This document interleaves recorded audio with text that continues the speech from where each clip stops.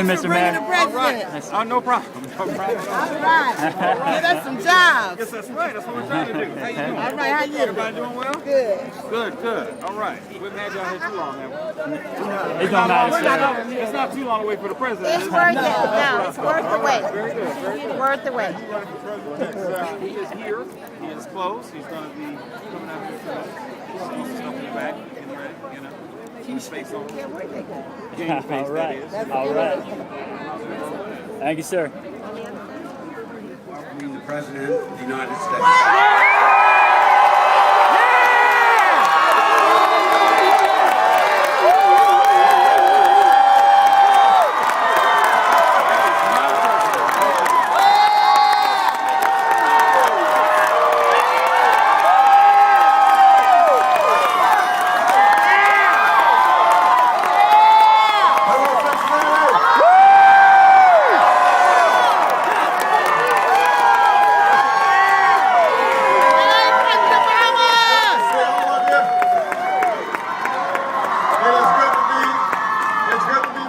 Cincinnati.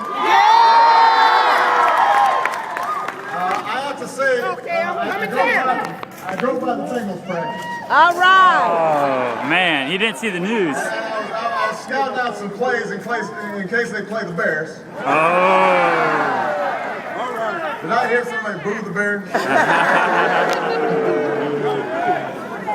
We've got some folks I just want to make sure are acknowledged here today. First of all, the Secretary of Transportation, Ray LaHood's in the house.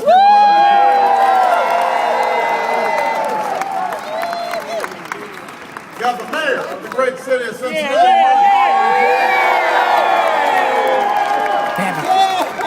We've got the mayor of Covington, Mayor Denny Bowman. Right here. Senator Rand Paul is here. We want. So we got. We've got Congressman John Yarmouth in the house.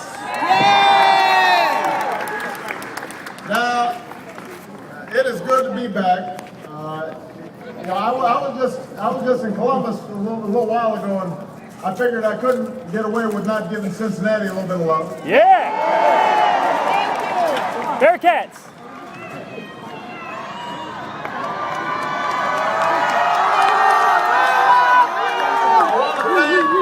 The good folks at Hilltop Concrete for having us here today. I especially want to thank Ron for his introduction.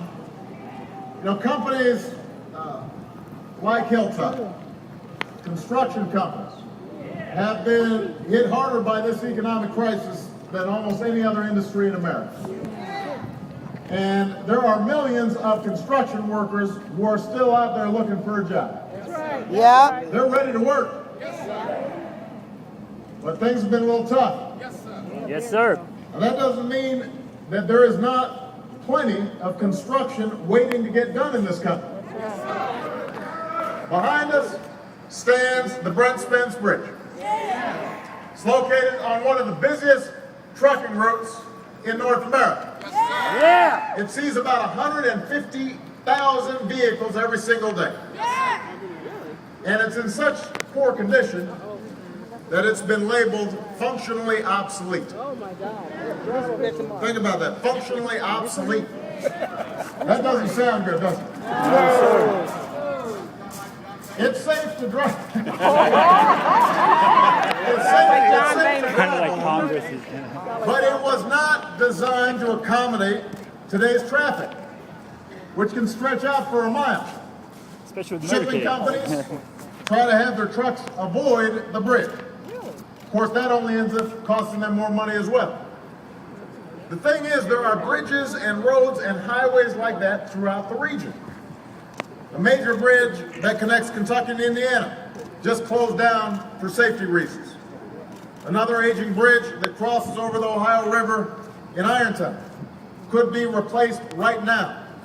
There are rail stations in Cleveland and Toledo in desperate need of repair. And the same is true in cities all across America. It makes your commute longer. It costs our businesses billions of dollars. they could be moving products faster if they had better transportation routes. And in some cases, it's not safe. Now, we used to have the best infrastructure in the world here in America. We're the country that built the Intercontinental Railroad. Yeah. The interstate highway system. Yeah. We built the Hoover Dam, we built the Grand Central Station. Yeah. So how can we now sit back and let China build the best railroads? And let Europe build the best highways? And have Singapore build a nicer airport? At a time when we got millions of unemployed construction workers out there just ready to get on the job, Yes. ready to do the work. Yes, sir.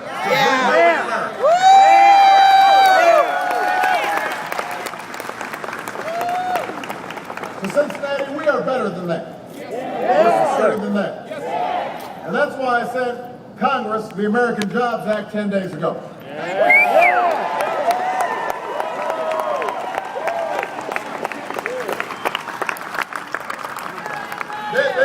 This bill is not that complicated. It's a bill that would put people back to work rebuilding America. Repairing our roads, repairing our bridges, repairing our schools. It would lead to jobs for concrete workers like the ones here at Hilltop, jobs for construction workers and masons, carpenters, plumbers, electricians.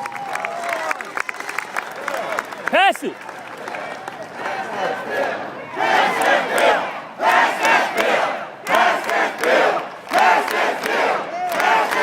They didn't go ahead.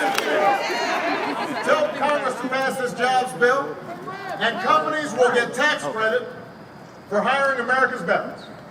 Amen. We've been through a decade of war now.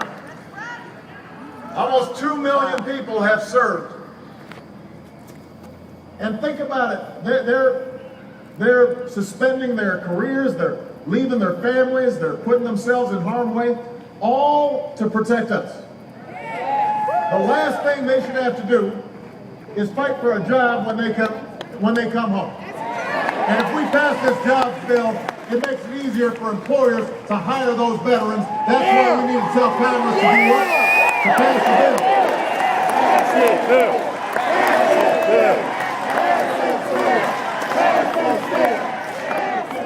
The American Jobs Act will cut taxes for the typical working family by $1,500 next year. It'll cut taxes for every small business in America. It'll give an extra tax cut to every small business owner who either hires more workers or raises those workers' wages. How many people here would like a raise?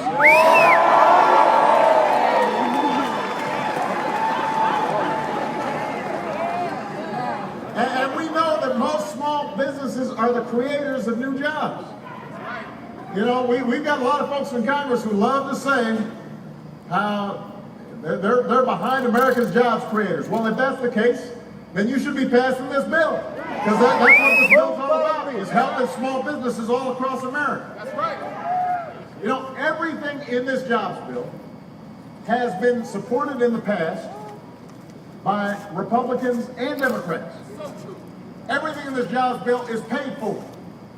The idea for a big boost in construction is supported by the AFL-CIO, but it's also supported by the Chamber of Commerce. Those two don't get along on much, but they agree we should rebuild America. Yes, sir. That's good. And by the way, thanks to the reforms that we put into place, when we start rebuilding America, we're going to change how business is done. No more earmarks, no more boondoggles, no more bridges to nowhere. We're going to cut the red tape that prevents some of these construction projects from getting started as quickly as possible. And we'll set up an independent fund to attract private dollars and issue loans based on two criteria. How badly is a construction project needed? And how much good will it do for the community? Those are the only things we should be thinking about, not politics. And by the way, that's an idea that's supported by a Massachusetts Democrat and a Texas Republican. It's a good idea. Yes, sir. With the home state of the Republican leader in the Senate. Now, that's just a coincidence. Yeah, right. Purely accidental.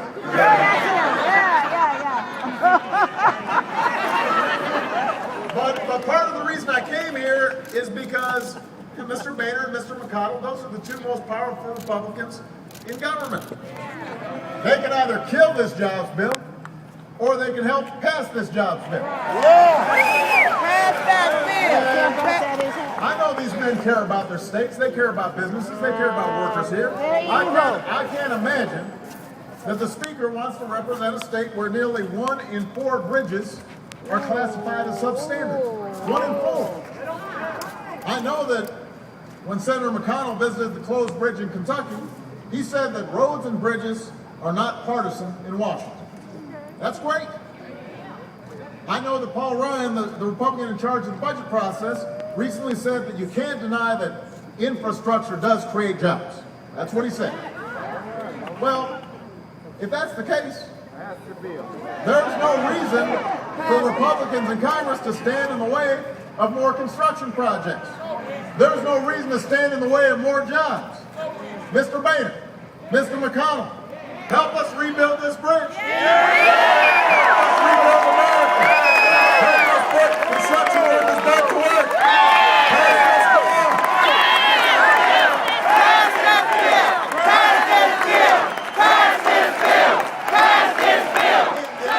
Of this country, what should you do? Pass this bill. Now is the time to act. Because we are not a people that just sit back and wait for things to happen. We go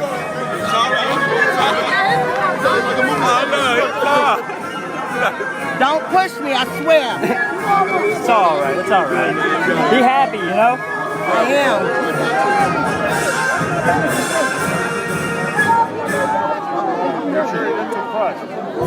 Darn it. Come on. Darn it. Ah, please. Don't push me. One more.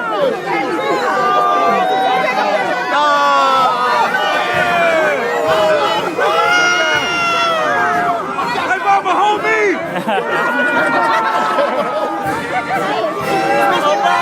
Mr. President. How you doing? Can you sign my ticket? Thank you.